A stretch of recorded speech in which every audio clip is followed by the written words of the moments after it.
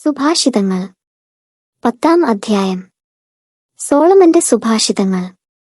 ജ്ഞാനിയായ മകന് പിതാവിന് ആനന്ദമണയ്ക്കുന്നു, ഭോഷനായ മകനാകട്ടെ അമ്മയ്ക്ക് ദുഃഖവും.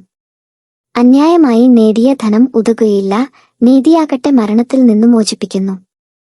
നീതിമാന്മാർ വിശപ്പ് അനുഭവിക്കാൻ കർത്താവ് അനുവദിക്കുകയില്ല, ദുഷ്ടരുടെ അതിമോഹത്തെ അവിടുന്ന് നിഷ്ഫലമാക്കുന്നു. അലസമായ കരം ദാരിദ്ര്യം വരുത്തിവെക്കുന്നു, സ്ഥിരോത്സാഹിയുടെ കൈ സമ്പത്ത് നേടുന്നു. വേനൽക്കാലത്ത് കൊയ്ത്തെടുക്കുന്ന മകൻ മുൻകരുതലുള്ളവനാണ്, കൊയ്ത്തുകാലത്ത് ഉറങ്ങുന്ന മകന് അപമാനം വരുത്തിവെക്കുന്നു. നീതിമാന്മാരുടെ ശിരസിൽ അനുഗ്രഹങ്ങൾ കുടികൊള്ളുന്നു, ദുഷ്ടരുടെ വായെ അക്രമം മറച്ചുവെക്കുന്നു. നീതിമാന്മാരെ സ്മരിക്കുന്നത് അനുഗ്രഹമാണ്, ദുഷ്ടരുടെ നാമം ക്ഷയിച്ചു പോകുന്നു. ഹൃദയത്തിൽ വിവേകമുള്ളവൻ കൽപ്പനകൾ ആദരിക്കും, വായാടിയായ ഭോഷൻ നാശമടയും. സത്യസന്ധന്റെ മാർഗം സുരക്ഷിതമാണ്, വഴി പിഴയ്ക്കുന്നവൻ പിടിക്കപ്പെടും.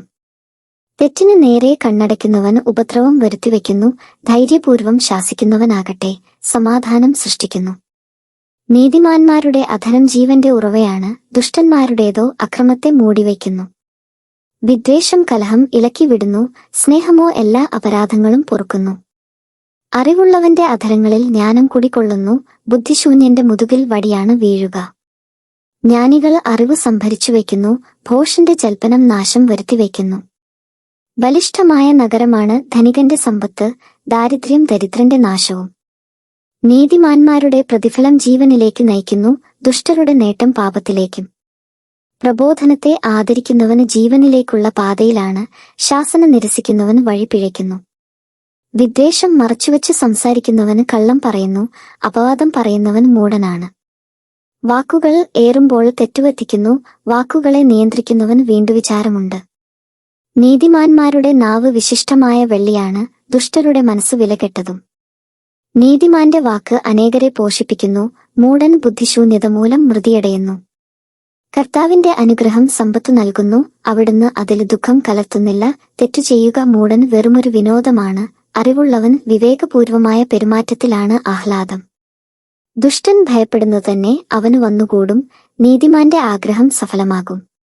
ദുഷ്ടൻ കൊടുങ്കാറ്റിൽ നിലംപതിക്കുന്നു, നീതിമാനോ എന്നേക്കും നിലനിൽക്കും. വിനാഗിരി പല്ലിനും പുക കണ്ണിനും എന്ന പോലെയാണ് അലസൻ തന്നെ നിയോഗിക്കുന്നവർക്കും.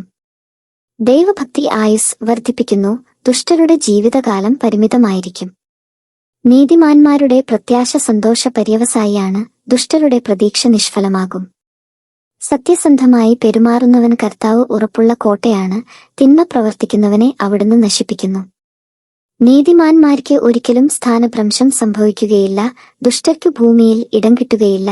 നീതിമാന്റെ അധരങ്ങളിൽ നിന്ന് ജ്ഞാനം പുറപ്പെടുന്നു, വഴിപിഴച്ച നാവ് വിച്ഛേദിക്കപ്പെടും.